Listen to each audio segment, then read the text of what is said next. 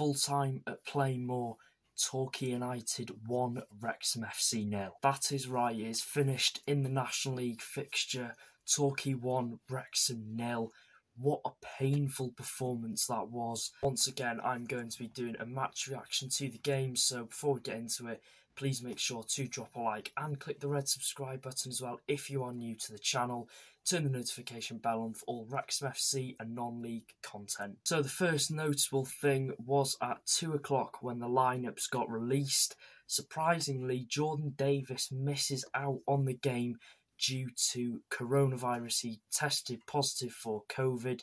And Tom O'Connor makes his first Wrexham FC start in the midfield alongside Luke Young and James Jones. Liam McAlinden was also dropped for Bryce Asano, which is a bit harsh because I thought McAlinden's had a very good last few games, and Asano coming back from injury, it was fair to say his performance was mediocre at best. So yeah, the goal happened on 8 minutes when Asa Hall headed home from a free kick at the byline.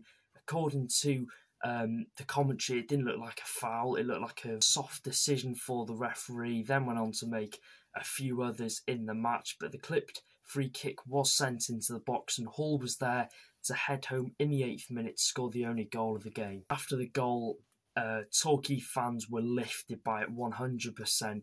They were really pressing Wrexham, and our passing had to be on point, and we needed to be quick and sharp on the ball because they were rushing into us. And like I said, we had to be quick in the passes we did, because one stray pass and Torquay could have got a second. They were motivated from the first goal. And yeah, the first half was just then, again, Wrexham just really unsettled, couldn't get into the game, struggling to play the football we can play. We were playing against the wind in the first half as well, so the long balls weren't working, the goal kicks, the throw-ins, they weren't working too well. But the second half, we knew we had the wind on our side. But still, we couldn't capitalise. We couldn't use that in our advantage. And at the end of the first half, there was some late pressure from Wrexham, a few shots, a few corners, but nothing that tested the keeper McDonald too much. It was a very poor first half from Wrexham. But in the second half, we did start the second half very lively. Lots of high pressure. You know, we were using the wind in our advantage a little bit, but we didn't use it in our advantage at all for the rest of the game. I can't use that as an excuse, but like I said, there were free kicks. Luke Young had a good chance, but he hit it straight into the wall.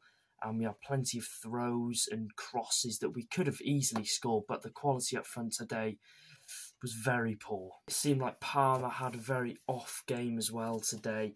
A lot of his shots sounded, from what it sounded like in the commentary, they were just screwing wide of the post. They were just going off target, which is unfortunate because we know the quality that Palmer possesses, and I think today was definitely an off game for him. We then decided to bring Angus and Thomas on, and I think it's going to take a lot to convince me that Angus is a regular in this league, because it didn't sound like he could do anything in that game. He couldn't get into it. Likewise with Thomas. You know, it seemed like every time, because we know Thomas, he's a physical player. He likes going up for headers. He likes to get into the opponent a bit. But it sounded like today, every time he was going up for a header, he was either leaving a shove on the player or barging him illegally out the way. But then again, that's his game, though. If you're coming up against Kwame Thomas, you've got to be physical and you've got to be prepared for that physical battle against him. Yeah, like I said, it was a very poor performance from Wrexham. Painful to listen to. I was close to switching it off at half time. It was poor. It was definitely poor, and I'm hoping that we can learn on this. I'm not sure who our next league game's against, but whoever it's against, we need to make sure we bounce back with 3 points. I know we've got Bournemouth on the weekend, so it'll be after that. Torquay haven't picked up points since Boxing Day. And it's typical Wrexham that we gift them 3 points. You know, we've just spent loads of money in this January transfer window, and we're still struggling to break down teams like Torquay. Happened in the home games. Don't get me wrong, I'm taking nothing away from Torquay. They sounded a good side. Their game plan was just, after the goal, was to just break down the game and look for fouls, which, you know, you've got to credit them for that. Against Wrexham, who've spent all this money, you're going to want to get into their heads, and you're going to, because that's a one way to beat a team. But I did expect better from Wrexham today. It looked like we definitely missed Mullin. He's out for 4 games. Jordan Davis, hope he will be back for the FA Trophy and the next league game, obviously, but we missed him. We definitely missed him. Man of the match today, no one sort of stuck out for me. No one really. I don't think I can give a man of the match. If I was, I'm just going to name, I don't know, Spence Tozer. Let's give it to Tozer.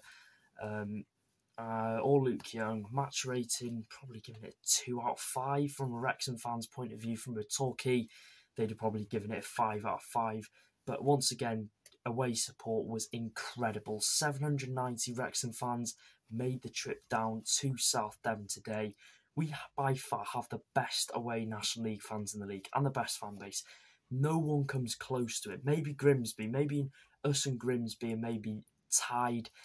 Southend are up there as well, but I think we by far have the best support in the league.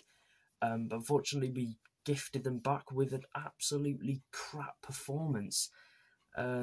But yeah, like I said, credit to every Wrexham fan that travelled down to Torquay today. And a credit to Torquay fans that made play more rocking today. It seemed like a cup final in the first half. Both sets of fans were really lively and creating an incredible atmosphere. And Torquay continued it throughout the whole game. Obviously, Wrexham didn't have anything to really sing about. But yeah, credits to Torquay for their fans. That is the match reaction. Make sure to drop a like. Hit the red subscribe button. Follow me on TikTok as well. I'm on there now, uploading fan clips at Liam Roberts WXM. So if you could drop me a follow, that'd be much appreciated.